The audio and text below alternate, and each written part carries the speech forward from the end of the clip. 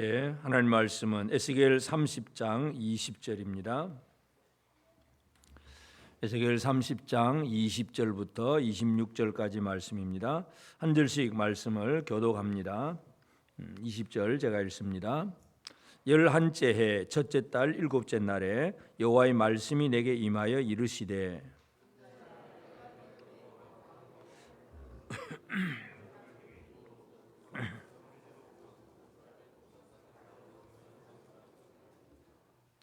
그러므로 주 여호와께서 이같이 말씀하셨느니라. 내가 애굽의 바로 왕을 대적하여 그 두 팔 곧 성한 팔과 이미 꺾인 팔을 꺾어서 칼이 그 손에서 떨어지게 하고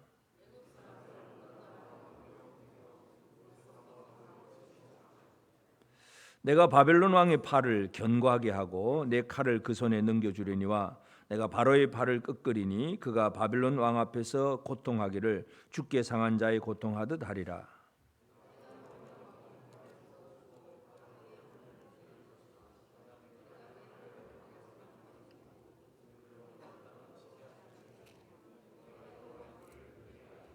같이 읽읍시다.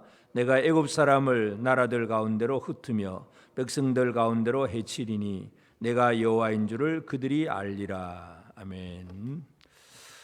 우리 하나님의 은혜가 우리 온 성도들에게 가득하기를 바랍니다. 우리가 계속해서 에스겔 말씀을 살펴보고 있습니다. 오늘 에스겔 30장 20절부터 26절까지 말씀입니다. 이 본문들은 지금 하나님께서 에스겔에게 바벨론에 의해서 멸망당하는 7나라에 대한 예언이고 그 마지막 그 7번째 나라가 애굽에 대한 이집트에 대한 예언이고 그 이집트에 대한 예언도 7가지로 되어 있는데 이제 오늘 본문은 11째 해 첫째 달 7째 날에 주신 예언의 말씀입니다. 이제 우리가 앞에서 30장을 이미 살펴봤지만 앞부분은 더 뒤에 있는 것들을 이제 에스겔이 먼저 해놓았어요. 그래서 이 30장에서 먼저 우리가 살펴보았던 것은 이 뒷부분에 있지만 그 29장 17절에 보면 27째 해 첫째 달 초하루 그 예언 뒤에 나온 예언을 먼저 했었지만 이제 20장 30장 20절에 이제 다시 앞으로 돌아가서 11째 해 첫째 달 그래서 이 순서에 대해서는 에스겔을 통해서 하나님께 주신 그 순서이기 때문에 우리가 좀 더 잘 살펴볼 필요가 있긴 하지만 11째 해 첫째 달이라면 이게 언제냐 하는 것을 우리는 정확하게 알고 있어야 됩니다. 11째 해라고 하는 것은 바벨론 왕이 예루살렘을 포위하고 그리고 아직까지 이제 첫째 달입니다. 4월 달에 예루살렘이 완전히 이제 무너지기 때문에 1월 달이니까 1월 7일이니까 아직 예루살렘은 무너지기 직전입니다. 예루살렘은 지금 포위가 되어 있는 상태.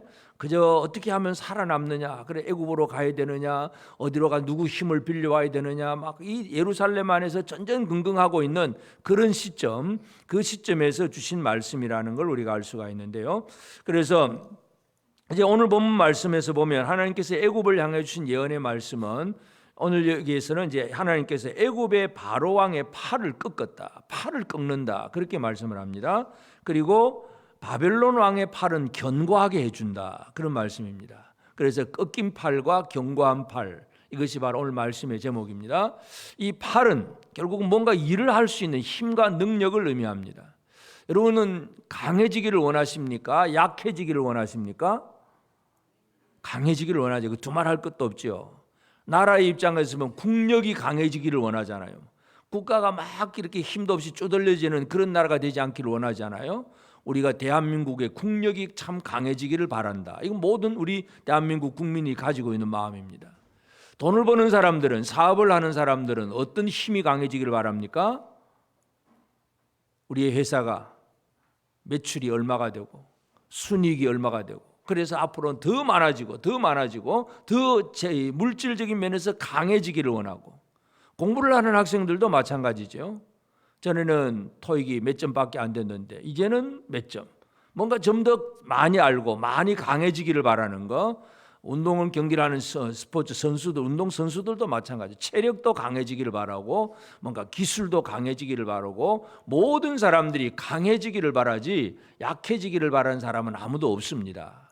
그럼 오늘 본문의 말씀은 하나님께서 이제 이 유다 백성들이 바벨론에 그 예루살렘에 있든지 아니면 바벨론에 와 있든지 간에 이들에게 있어서 바벨론의 힘에 지금 눌려 있는 상태인데, 이 눌려 있는 상태에서 우리를 구원할 힘이 어디 있느냐 하고 바라보는 것이 결국은 애굽만, 이집트만 바라보고 있는 거예요.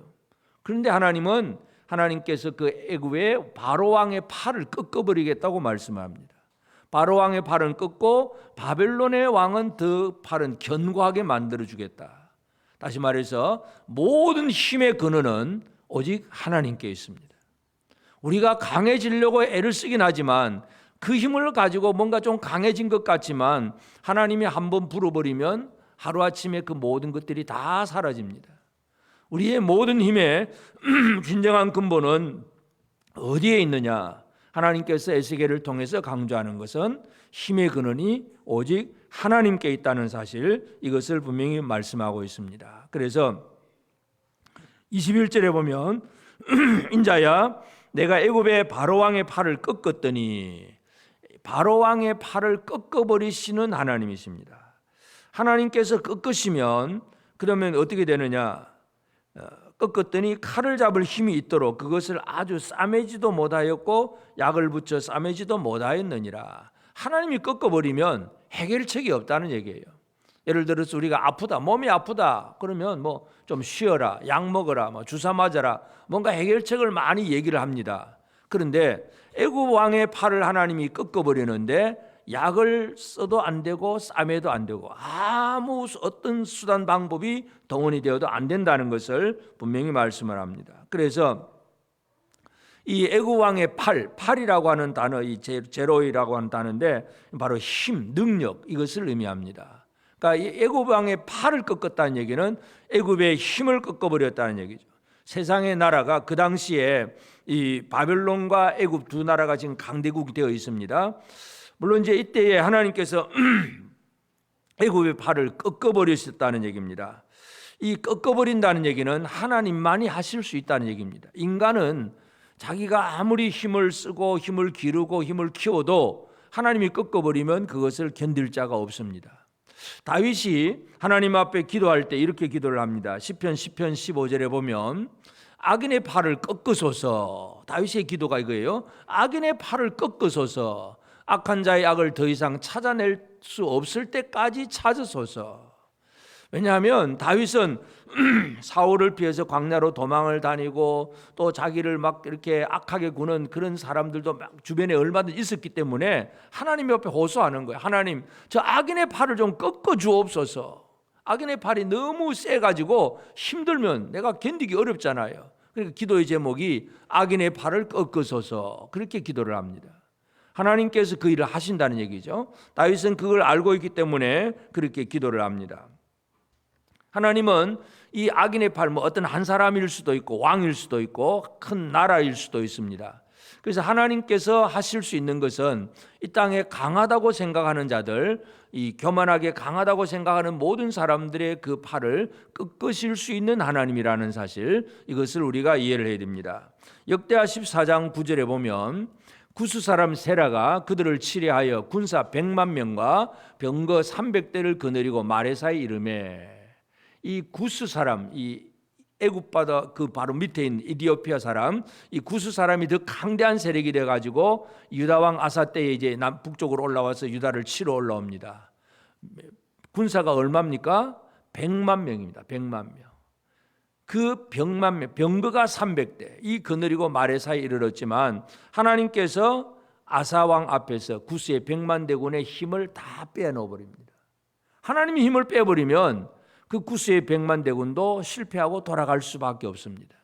사람들은 그저 무기를 만들고 병력을 보충을 하고 막 그래가지고 많은 힘을 기르면 이제 전쟁을 해서 이길 거라고 생각을 하지만 하나님께서 힘을 빼놓으시면 어떤 세력도 자기 힘을 그대로 가질 수가 없습니다. 여러분들이 가지고 있는 힘들이 좀 있지요? 힘 없으십니까? 있으십니까? 조금은 있지요. 뭐 강하든 적든 간에 조금은 있습니다. 그래서 그 힘을 키우려고 우리는 지금도 애를 쓰고 있는데, 하나님은 어떤 분이냐? 내가 가지고 있는 힘도 다 빼앗으실 수 있는 하나님이십니다. 여러분 가지고 힘 좀 있다고 자랑하고 교만하고 또 다른 사람과 비교하면서 내가 더 세니까 너네 내 밑에 굴복해. 사람들이 살아가는 생활이 전부 도토리 키재기예요. 도토리 키재기. 도토리 키재기 아시죠? 도토리 키는 어떻게 잽니까? 비슷비슷해요. 키 재봐야 그 뭐 0.1mm, 2mm 차이 날까 말까 하는 거. 그러면서 내가 크다, 니는 나보다 나 못하다. 늘 인간 사회가 전부 자기 힘 자랑하고 자기 힘을 키우고 그렇게 애를 쓰고 있지만 하나님은 한 번에 그 힘을 꺾어버리시는 하나님이십니다. 애굽의 팔을 꺾어버리시는 하나님. 이것을 우리가 이해를 해야 됩니다. 그러면서 팔만 꺾어버리는 정도만 하는 게 아니라 그 다음에는 24절 내가 바벨론 왕의 팔을 견고하게 하고 바벨론 왕의 팔은 또 견고하게 만들어주시는 하나님이세요. 힘을 빼앗으실 수도 있고 주실 수도 있는 하나님. 이것을 우리가 잘 이해하는 것이 중요합니다. 우리는 우리 스스로 힘을 기르려고 애를 쓰고는 있습니다. 물론 그게 필요 없는 게 아닙니다. 열심히 공부도 하고 체력 단련도 하고 열심히 노력하는 것 이것이 필요하긴 합니다. 그러나 그 모든 힘의 근원은 하나님 손에 달려있다는 사실을 기억을 해야 됩니다.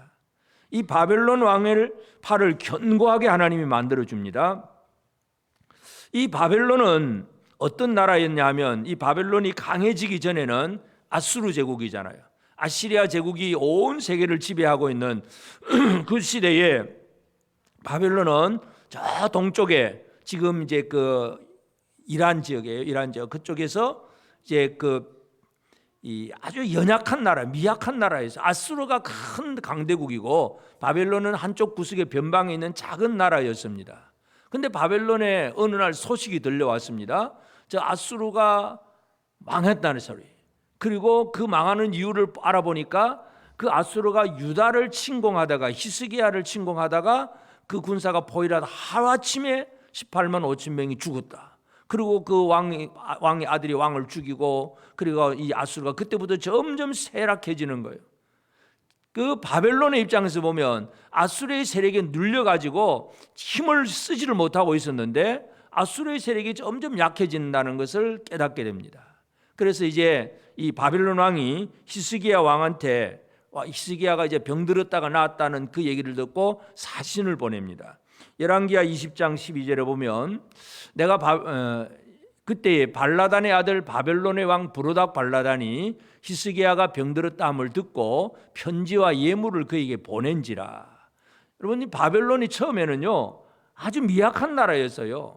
히스기야가 병들었다가 나았다는 소문 듣고 많은 사신들과 많은 예물을 보내가지고 유다와 동맹을 맺고 싶어가지고 유다의 힘을 빌려서 자기가 강해지고 싶어서 그렇게 유다에게 도움을 요청했던 나라가 바벨론이었어요. 히스기야 시대는 그런 시대였어요. 바벨론이 아주 연약한 나라였어요. 그런데 하나님이 그를 견고하게 만들어준다는 얘기죠. 그러니까 세상이 나라가 강해지느냐 약해지느냐 전부 하나님 손에 달려 있는 거예요. 사람들은 자기 나름대로 애를 쓰고는 있지만 하나님께서 아수르를 이제 무너뜨리고 바벨론을 키워서 애굽을 치시겠다고 하는 것 이것이 하나님의 뜻이기 때문에 그래서 이 바벨론을 아주 원래는 미약한 나라였지만 강대국으로 만들어 주십니다. 견고하게 만들어 줍니다. 물론 이제 이 바벨론이 강대한다고 해서 영원토록 강대하진 않아요. 그 다음에 또 메데바사의 고레스를 하나님이 또 더 강하게 만들어 주세요. 이사야 45장 1절에 보면 여호와께서 그의 기름 부음을 받은 고레스에게 같이 말씀하시되 내가 그의 오른손을 붙들고 그 앞에 열국을 항복하게 하며 내가 왕들의 허리를 풀어 그 앞에 문들을 열고 성문들이 닫지 못하게 하리라. 고레스에게 그 오른손을 붙들어 준다는 얘기죠. 오른손을 꺾어버리는 것이 아니라 하나님이 고레스의 오른손을 붙들어주면 그 고레스가 강대국이 되어서 이제 또 바벨론을 무너뜨려 버립니다.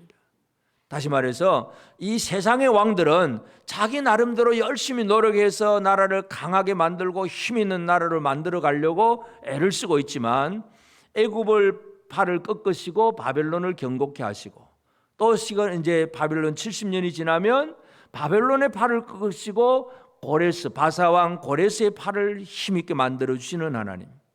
세상 제국의 역사인 것 같지만 모든 일이 뭡니까? 하나님께서 하고 계신다는 거예요.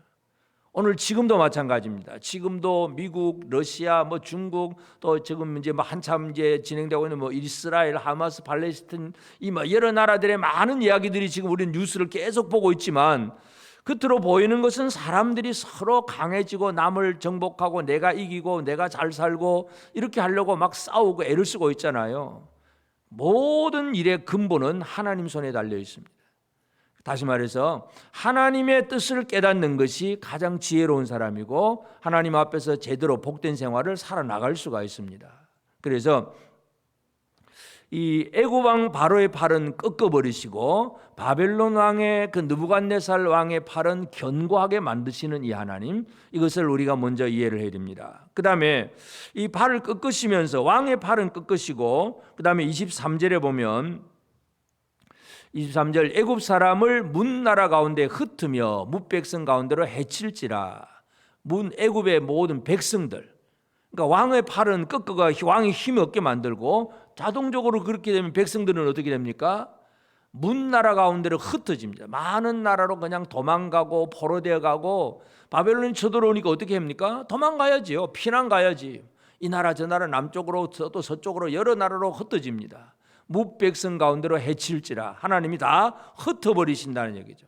그러니까 애굽이라고 하는 이 나라가 아주 힘없는 그런 나라가 되어버린다 이 얘기인데, 여기서 이제 흩고 해친다 하는 이 단어를 잘 살펴보면 흩는다는 얘기는 뭐냐 하면 산산이 부숴버린다, 가루로 만들어버린다는 얘기예요.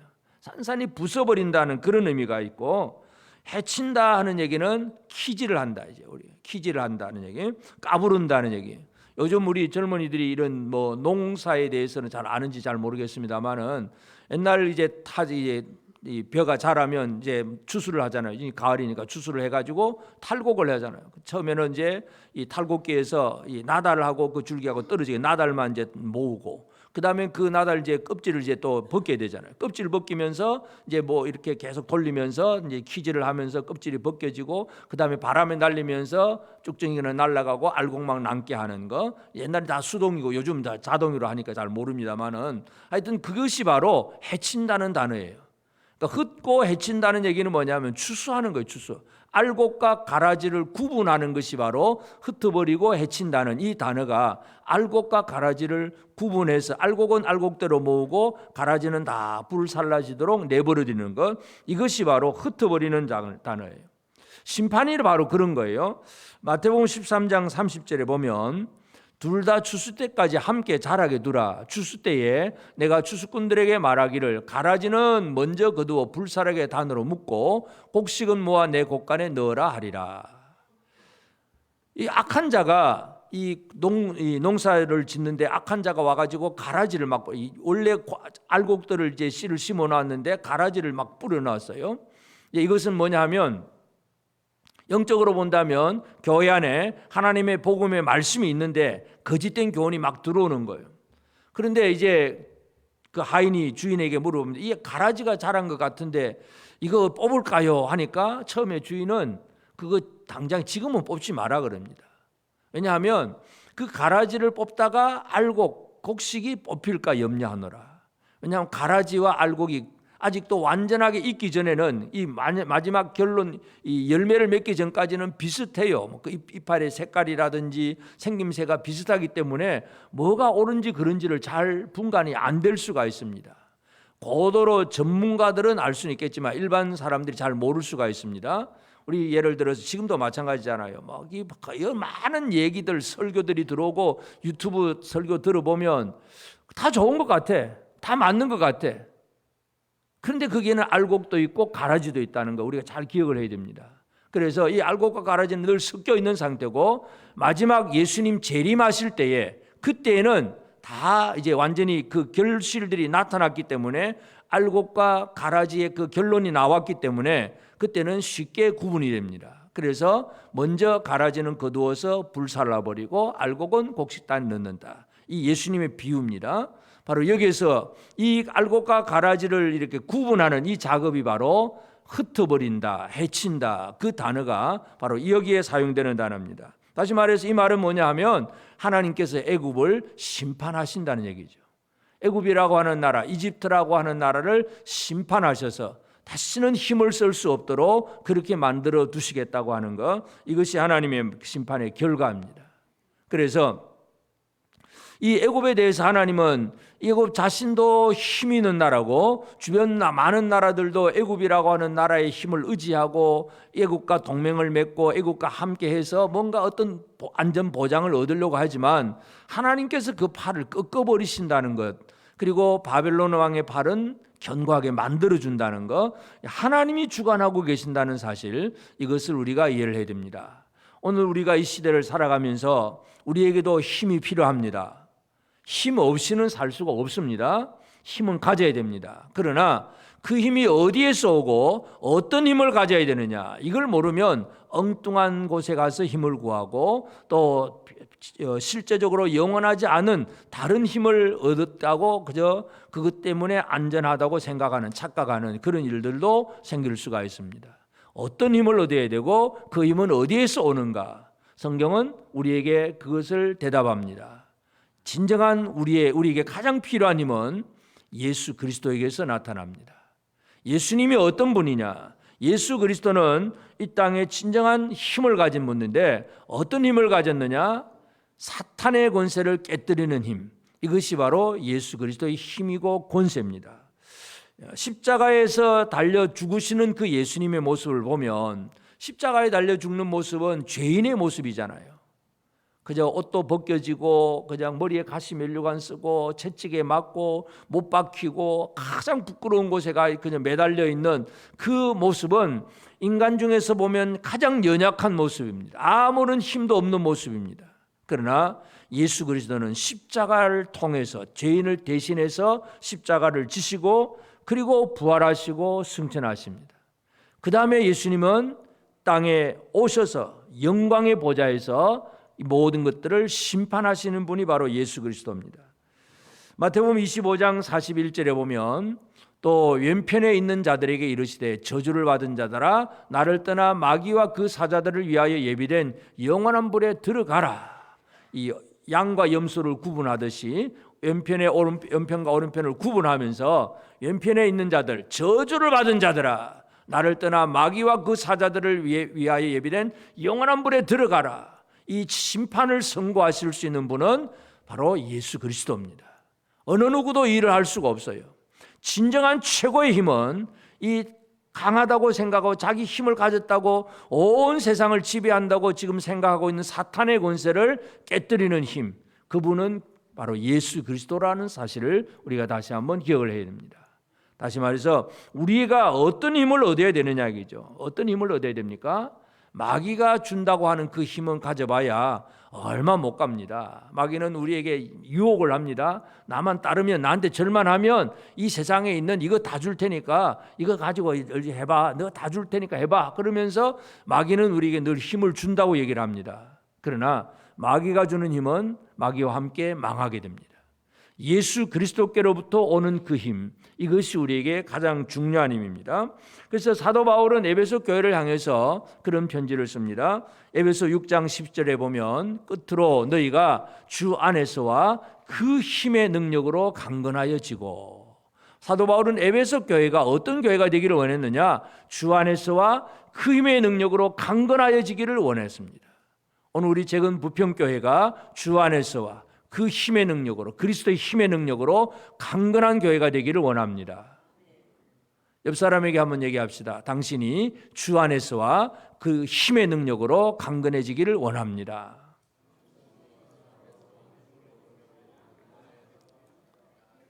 돈도 필요하고 체력도 필요하고 세상에 다른 많은 힘들도 필요하긴 해요. 그러나 그것은 한계가 있습니다. 얼마 못 갑니다. 권력도 그저 우리가 건불시비롱이라 그러잖아요. 권력도 얼마 못 가요. 그저 명예도 얼마 못 가고 돈도 얼마 못 갑니다. 그러나 진짜 우리에게 가지는 이 필요한 것은 주 안에서, 그리고 주 힘의 능력으로, 예수 그리스도의 힘의 능력으로 강건해지는 것, 이것만이 우리가 구해야 될 그러한 힘입니다. 그래서 우리는 어떤 힘을 구해야 되느냐? 예수 그리스도의 힘을 구하는 성도들이 되어지길 바랍니다. 강해지려고 많은 사람들이 지금도 열심히 노력을 합니다. 공부하고 훈련하고 많은 일을 하지만 과연 그것이 내가 추구하는 힘이 진짜 영원한 힘인가, 아니면 이따가 없어질 힘인가, 우리가 이것을 잘 구분하는 우리 성도들이 되어지기를 바랍니다. 주 안에서와 그 힘의 능력으로 강건해지는 우리 모든 성도들이 되기를 주의 이름으로 축복합니다. 그리고 이제 예수님은 이 땅에서 강한 권세를 가지신 분인데 제자들을 힘있게 만들어주세요. 하나님께서 바벨론 왕을 견고하게 만들어준다 그랬는데 예수님은 제자들을 견고한 팔로 만들어주십니다. 예수님이 12제자를 뽑아가지고 그 다음에 그 12제자를 둘씩 짝을 지어서 이제 전도하게 나가게 합니다. 파송을 합니다. 파송을 할 때 제일 먼저 하나님 주님이 주신 것이 뭐냐 하면 힘을 주어서 보내는 거예요. 아무것도 안 주고 보내는 것이 아니라 힘을 주어서 보냅니다. 마태복음 10장 1절에 우리가 잘 아는 대로 예수께서 그 12제자를 부르사 더러운 귀신을 쫓아내고 모든 병과 모든 약한 것을 고치는 권능을 주시니라. 권능, 힘과 능력을 주어서 제자들이 나가서 사역하게 하십니다. 예수님은 힘을 주시는 분입니다. 힘 좀 받으셨습니까? 힘 좀 가지셨습니까? 예수님 주신 힘을 좀 가지고 사셔야 돼요. 이 땅에 있는 다른 힘들도 많이 있지만 주님이 주신 그 힘, 더러운 귀신을 쫓아내는 영적인 권세예요. 모든 병과 약한 것을 고치는 권능을 주어서 사람들을 살리는 것이 바로 진정한 힘과 권세예요. 지옥에 빠져가는 멸망당할 자들을 불러내고 그들을 진짜 하나님의 백성으로 만들어내는 그 힘이 진정한 힘인데 예수님은 그 힘을 제자들에게 주어서 보내는 주시니라. 권능을 주어서 나가서 일하게 합니다. 제자들은요, 제자 훈련도 하기도 전에 일과 공부하기도 전에 권능 받고 나가서 일부터 먼저 하는 거예요. 공부 다 마친 다음에 졸업한 다음에 사역하는 게 아니라 그냥 일부터 하면서 권능 주시는 일부터 하면서 또 계속 체험을 해나가는 그런 생활을 삽니다. 물론 우리 교회도 제자 훈련 다음 그 다음에 사역자로 나가고 이런 시스템은 있긴 하지만 하나님이 은혜 주시면요, 제자 훈련 시작하기 전부터도 열심히 사역할 수 있습니다. 힘 주시면, 예수님 힘 주시면 얼마든지 할 수가 있습니다. 하시겠습니까? 2024년 사역자로 헌신 좀 하시겠습니까? 예수님이 힘 안 주실 것 같습니까? 아직 안 받은 것 같습니까? 주신 것 같습니까? 그 힘을 쓸 줄 아는 것, 이것이 이제 사역이에요. 사역. 올해도 마찬가지고 내년도 마찬가지. 주님 주신 사역을 제대로 감당하는 우리가 되어지기를 바랍니다. 그래서 이 세상에서 어떤 힘들은 그저 무기를 만들고 병력을 보충하고 그렇잖아요. 지금 이스라엘과 하마스 간의 그 전쟁도 가만히 보면 그저 엄청난 이제 이스라엘은 고급적인 무기가 많고, 그러니까 또 이제 이 하마스는 어떻게 합니까? 처음에 별로 무기의 질은 별로 안 좋지만 양으로 한꺼번에 막 5,000발씩 쏘아보내고 이제 이런 식으로 하여튼 뭔가 이 세상들의 그 능력들은 그런 식으로 전쟁을 벌이고 있습니다. 그러나 영적 전쟁에 있어서 권세는 예수 그리스도의 이름, 예수 이름 그 자체가 권능입니다.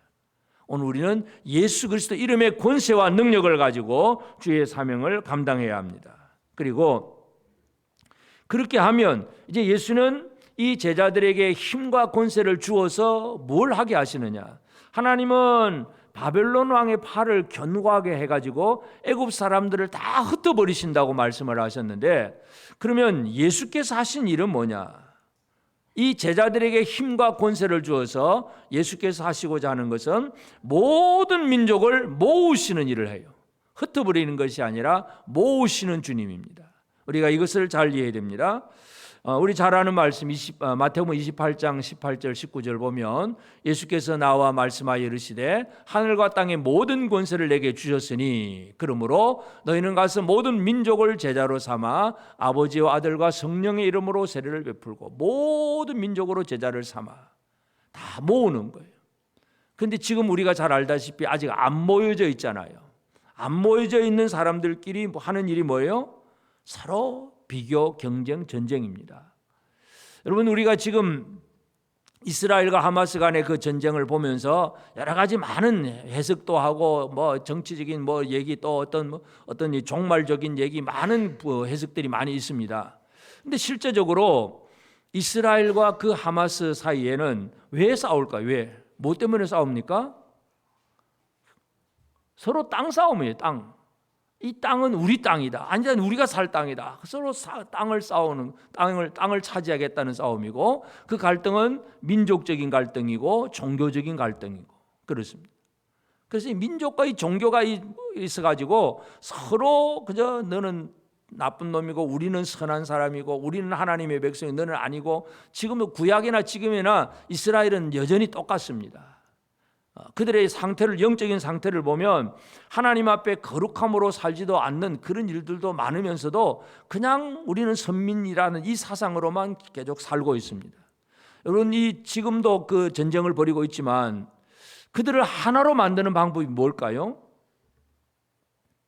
이스라엘과 팔레스타인 이들을 하나로 만드는 방법이 뭐겠어요? 모으는 방법이 뭐예요? 이 이스라엘 사람이나 팔레스타인이나 모두를 예수의 제자로 삼으면, 그들이 모두가 예수 제자가 되면 어떻게 됩니까? 둘이 전쟁할까요? 안 할까요? 안 하죠. 우리 기도를 잘 하셔야 돼요. 이런 전쟁을 바라보면서, 이런 일어나고 있는 전쟁을 바라보면서 진짜 마지막 때에 우리 교회가 깨어서 할 일이 뭔가? 저들이 예수 믿기를 바라고, 그 팔레스틴 사람들도 예수 믿기를 바라고, 이 유대교에 빠진 유대주의자들 그들도 진짜 메시아 예수 그리스도를 발견하고 주께로 돌아오기를 바라고, 이 기도가 우리의 기도가 되어져야 됩니다. 이건 우리가 할 일이에요. 그래서 예수님이 하시는 것은 모든 민족을 모으시는 일이에요. 모든 민족. 이 바벨론에 의해서 애굽 사람들은 다 흩어져 버리지만 예수 그리스도 안에서 다 모아지게 됩니다. 이게 진짜 힘이라고 하는 것을 우리가 기억을 해야 됩니다. 사도 바울은 그래서 이 일들을 감당을 할 때에 로마서 15장 16절에 이 얘기합니다. 이 은혜는 곧 나로 이방인을 위하여 그리스도 예수의 일꾼이 되어 하나님의 복음의 제사장 직분을 하게 하사 이방인을 제물로 드리는 것이 성령 안에서 거룩하게 되어 받으실 만하게 하려 하심이라. 12제자는 일단 유대인들에게로 보냄을 받았습니다. 그러나 사도 바울은 이방인에게로 가서, 그러니까 12제자가 전하는 예수나 사도 바울이 전하는 예수나 똑같은 예수예요. 똑같은 예수. 누가 어디 가서 선교하느냐는 사람마다 다르지만 복음은 똑같습니다. 그러면 전체가 예수 그리스도 안에 하나가 될 수가 있습니다. 이 일들을 예수님께서 하신다는 것을 우리가 기억해야 됩니다. 그래서 진정한 힘은 뭐냐? 흩어버리고 해치는 그런 힘은 심판의 권세이기 때문에 주님께 있지만, 진짜 중요한, 가장 그보다 더 강한 힘은 뭐냐? 흩어진 자, 죽은 자들을 다시 불러 모아서 사랑으로 하나로 만들어내는 힘. 이것만이 가장 강한 힘입니다. 여러분, 흩어버리는 것이 쉬울까요? 모으는 것이 쉬울까요? 흩어버리는 건 너무나 쉽습니다. 그냥 안 좋은 얘기 한마디만 하면 나갑니다. 에이, 그러고 그냥 돌아서 버립니다. 한마디만 욕하거나 거짓말하거나 뭔가 안 좋은 어떤 태도를 보이기만 하면 내가 여기가 아니면 없어? 다른 데 갈 거야 하고 또 가버리고 흩어지는 건 너무너무 쉬워. 근데 한 사람 데리고 전도하고 한 사람 애가 데리고 들어오려면 얼마나 어렵습니까? 여러분, 진짜 힘은요, 모으는 힘입니다. 옆 사람에게 한번 얘기합시다. 모으는 힘이 당신에게 강하기를 바랍니다. 흩어버리는 건 누구나 할 수 있습니다. 근데 모으는 일은 아무나 못합니다. 이 일들을 잘 감당해야 됩니다. 그래서 이제 우리는 이 땅을 살아가면서 이 바벨론 디아스포라 백성들에게 이 애굽 왕은 진짜 힘이 아니라는 걸 지금 설명을 해주신 거예요. 하나님께서 지금 바벨론의 왕을 강하게 만들어서 애굽을 치고 계신다는 거, 이 이야기를 하셨기 때문에, 그러나 우리가 바라볼 때에는 애굽을 찾아갈 거냐 바벨론을 의지할 거냐, 이 문제가 아니라는 사실을 우리가 알 수 있습니다. 모든 힘의 근원은 하나님께 있습니다. 바벨론 디아스포라 사람들, 그들이 바벨론의 권세 아래 지금 살고 있지만, 그러나 진정한 권세는 하나님 손에 달려 있다는 것. 바벨론이 지금 강한 것 같아도 하나님이 꺾어버리면 언제든지 꺾여질 수 있는 것이 바벨론 세력이에요.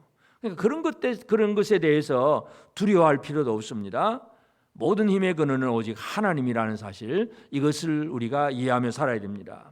그래서 예수 그리스도는 우리에게 진정한 힘의 근원이라고 하는 사실을 기억해야 합니다. 히브리서 2장 16절 17절에 보면 이는 확실히 천사들을 붙들어 주려 하심이 아니요 오직 아브라함의 자손을 붙들어 주려 하심이라. 그러므로 그가 범사의 형제들과 같이 되심이 마땅하도다. 이는 하나님의 일에 자비하고 신실한 대제사장이 되어 백성의 죄를 속량하려 하심이라.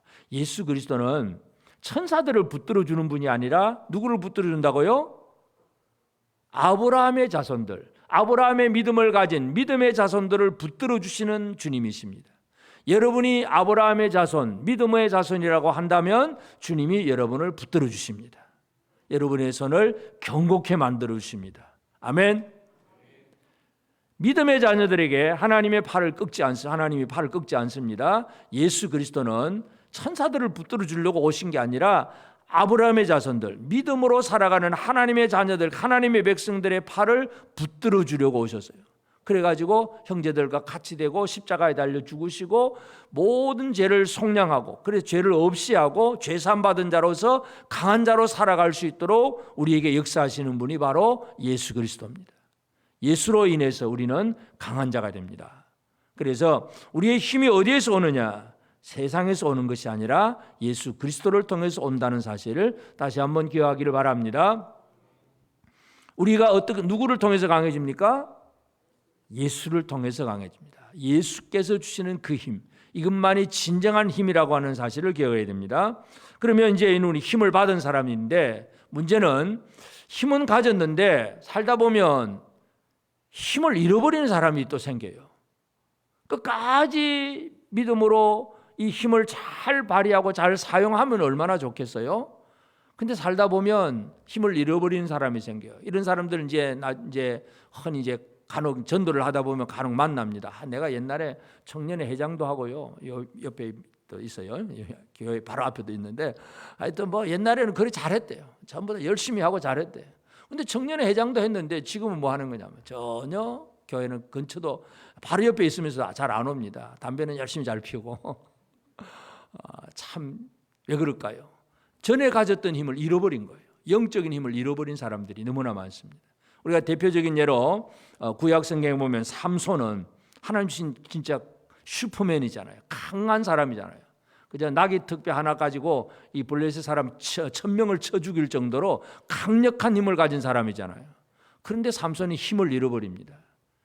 하나님은 삼손이 나실인으로 태어나게 하고, 그래서 구약의 나실인의 특징은 뭐냐면 이제 구별된 사람인데, 구별된 사람은 머리털을 자르지 않고, 그리고 포도주를 마시지 않고 죽은 시체에 가까이 하지 않습니다. 이 세 가지를 지키는 것이 나실인 규례인데, 삼손이 계력을 발휘하고 이제 자기 힘으로 뭐든지 하니까, 뭐 예를 들어서 삼손이 성 안에 들어가 있고 블레셋 사람들이 성 밖을 포위하고 있으면 이 힘이 넘치는 삼손은 뭐 성 문짝을 뜯어 가지고 그냥 어깨 메고 할 정도로 그러니까 너무 블레셋 사람들이 질려서라도 삼손에게 가까이 못 해요. 얼마나 강한 사람인지. 그런데 삼손이 힘을 잃어버립니다. 블레셋의 기생 들릴라의 무릎을 베고 그 기생의 그냥 유혹을 받습니다. 그 짓의 속임수에 넘어갑니다. 블레셋 사람들이 들릴라가 블레셋 사람이니까, 블레셋 여자니까, 야, 이 삼손의 힘이 도대체 어디서 나오는가? 어떻게 하면 이 삼손을 잡을 수 있는가? 방법을 좀 알아내라 하고 막 위협도 하고 협박도 하고 해가지고 결국은 두 번, 세 번 쏘기다가 안 되니까 결국 삼손이 실토를 합니다. 나는 하나님의 사람으로 내 머리털을 자르지 않았다. 이게 이제 힘의 비밀이에요, 비밀. 이 비밀을 누설을 합니다. 이 얼굴이 반반한 여자 하나 쳐다보고 그냥 비밀을 누설해요. 요즘 어떤 뉴스도 보니까 뭐 중국 속에 북한 여자가 아주 너무 종업하고 사귀다가 북한에 마늘 갖다 바쳐준 그런 사람 A, C 이런 사람이 뉴스에 뜨긴 하는데, 여자에게 그냥 홀리면 그렇게 되는 거예요. 그날 머리털이 잘리고 삼손은 힘을 잃어버리잖아요. 가진 힘을 잘 지켜야 되는데 잃어버립니다. 사사기 16장 17절에 보면 삼손이 진심을 드러내어 그에게 이르되 내 머리 위에는 삭도를 대지 아니하였나니 이는 내가 모태에서부터 하나님의 나실인이 되었음이라. 만일 내 머리가 밀리면 내 힘이 내게서 떠나고 나는 약해져서 다른 사람과 같으리라 하니라. 자기 비밀을 누설을 하고, 그리고 머리털을 몇 가지 잘라보니까 힘이 없는 거예요. 그때부터는 삼손이 이제는 힘이 없는 보통 사람이 되어버리니까 잡혀서 노쇠사슬에 묶여가지고 감옥에 들어가고 두 눈도 뽑히고 바로 그렇게 되어버립니다.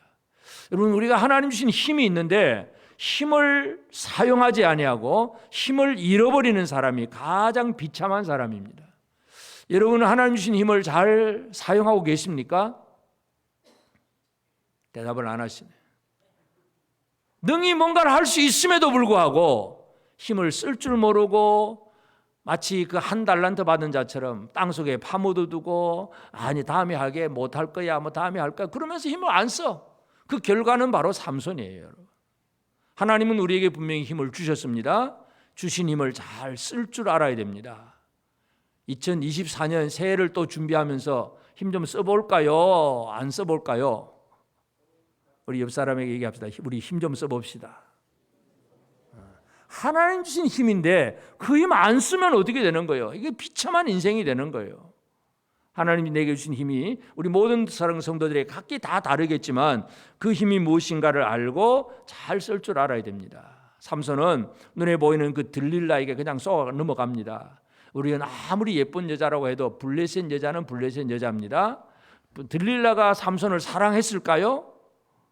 아니에요. 그냥 자기 이익을 위한 어떤 도구로 그냥 했을 뿐이고 그냥 그것에 넘어가는 거예요. 여러분, 세상이 우리에게 잘해주는 것 같아도 그게 진짜 잘해주는 게 아니에요. 쏘가 넘어가지 않기를 바랍니다. 세상이 우리에게 멋있는 거 보여주고 뭔가 좋은 걸 보여줘도 그것에 쏘가 넘어가지 않기를 바랍니다. 가진 힘, 하나님 주신 힘, 이걸 결코 잃어버리지 않아야 됩니다. 그리고 그 힘을 잘 사용을 할 줄 알아야 돼요. 바벨론 디아스포라 사람들은 바벨론에 살면서 대부분의 사람들이 별로 힘이 없는 사람이죠. 정치적으로 볼 때.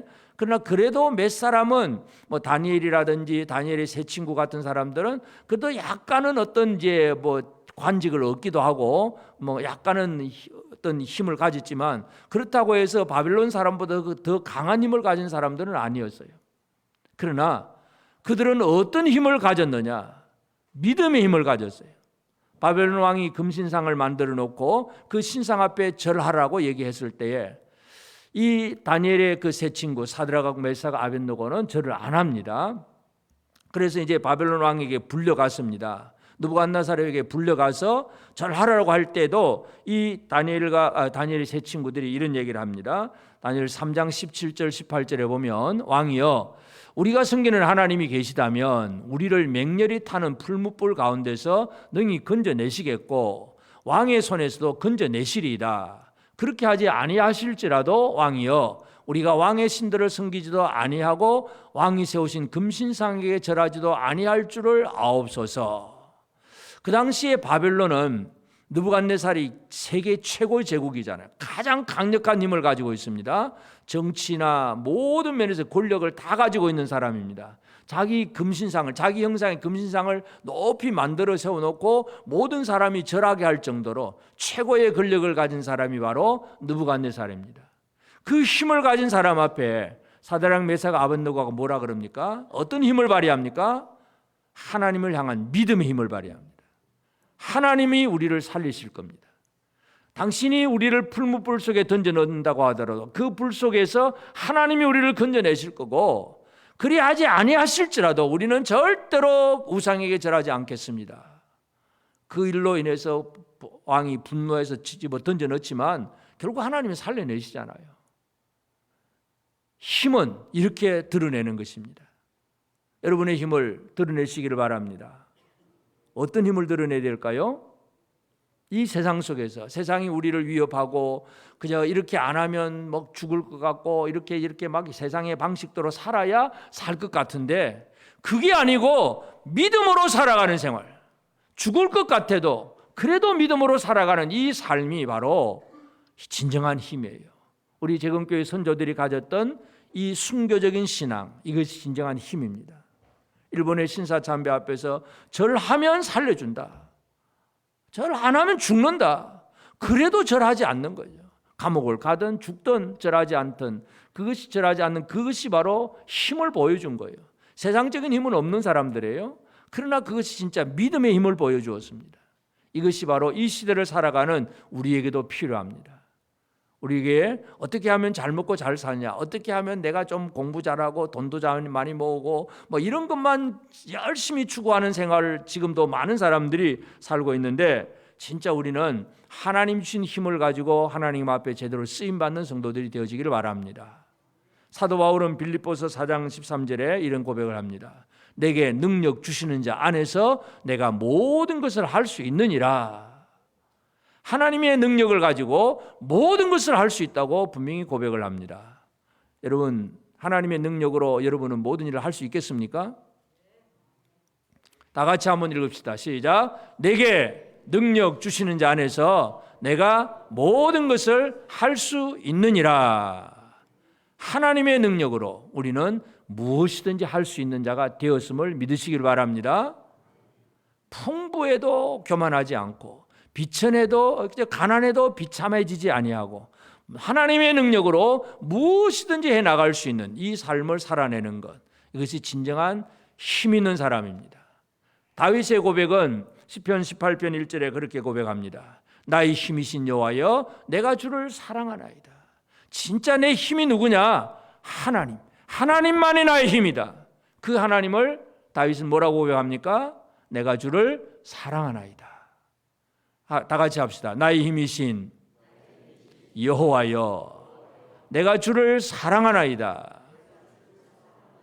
여러분, 나의 힘이 되신 하나님을 사랑하며 사는 이 다윗의 고백과 같은 그런 삶으로 살아내는 우리 모두가 되어지기를 바랍니다.